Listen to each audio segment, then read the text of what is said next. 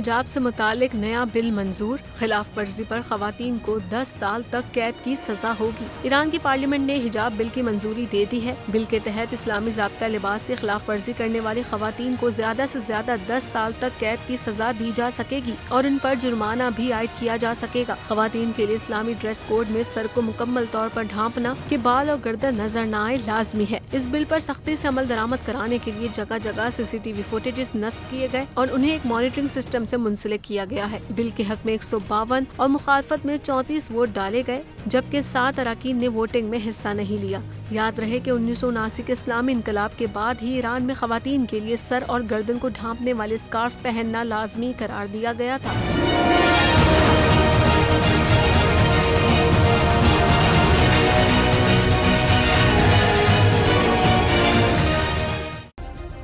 Subscribe करें और bell दबाएं ताकि कोई खबर रह न जाए।